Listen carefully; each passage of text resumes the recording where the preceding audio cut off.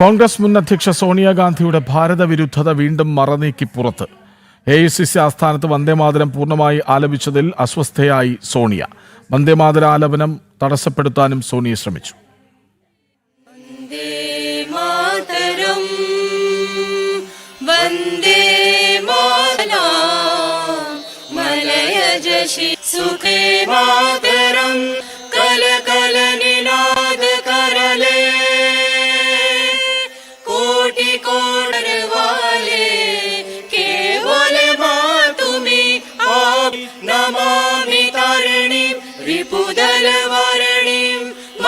तुम्ही मर्मा त्वं हि प्राणा शरीरे बहुते तुम्ही मा शक्ति हृदये तुम्ही मा भक्ति तुम्हारी प्रतिमा गड़ी मंदिरे मंदिरे वंदे मातरम त्वं हि दुर्गा दश प्रहरण धारिणी कमला कमल वंदे मातरम. വിവരങ്ങളുമായി ആദർശ് ഒപ്പം ചേരുകയാണ്. ആദർശ്, ദൃശ്യങ്ങളിൽ വ്യക്തമാണ് കാര്യങ്ങൾ. എന്താണെന്ന് പ്രേക്ഷകരോട് പറയും.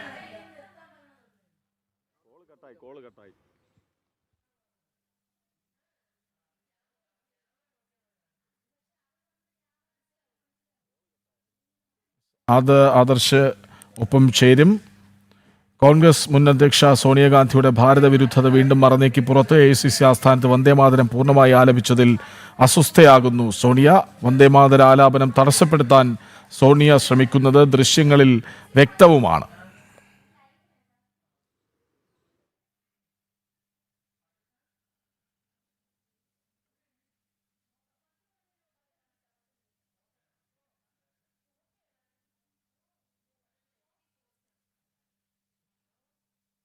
കോൺഗ്രസ് മുൻ അധ്യക്ഷ സോണിയാഗാന്ധിയുടെ രാജ്യവിരുദ്ധത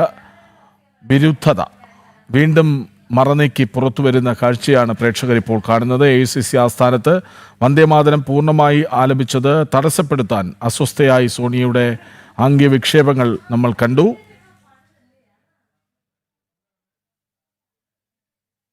ആദർശൊപ്പം ചേരുന്നു. ആദർശ്, എന്താണ് ആ കാഴ്ചകളിൽ?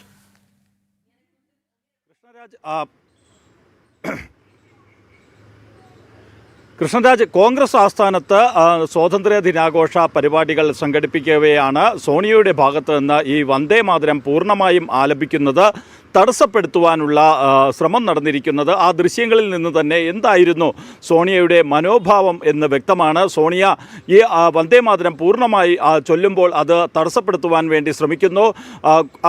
സോണിയയുടെ സമീപത്ത് നിൽക്കുന്ന കോൺഗ്രസ് അധ്യക്ഷൻ മല്ലികാർജുൻ ഖാർഗെയുമായിട്ട് ഇക്കാര്യം സംസാരിക്കുന്നു.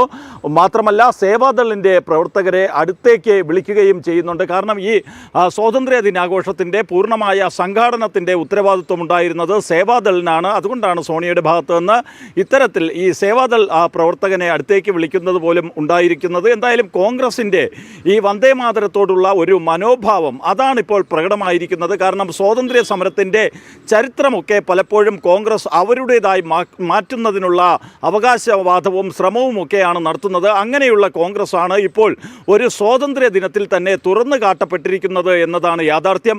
കേവലം ഇതൊരു സോണിയയുടെ മനോഭാവമായിട്ട് മാത്രം കാണാൻ കഴിയില്ല. കാരണം കോൺഗ്രസ്സുകാർ പലയിടങ്ങളിലും ഈ രീതിയിൽ തന്നെയാണ് പെരുമാറുന്നത്. അവർക്ക് സ്വാതന്ത്ര്യ സമരകാലത്ത് ഈ രാഷ്ട്രത്തിൻ്റെ സ്വാതന്ത്ര്യ സമര പോരാട്ടത്തിൻ്റെ അഗ്നിയായി മാറിയ വന്ദേമാതരത്തെ ഇപ്പോൾ കേവലം അവർക്കതൊരു രാഷ്ട്രഗീതമായി കാണുന്നതിന് തയ്യാറല്ല എന്നുള്ള മനസ്ഥിതിയാണുള്ളത്.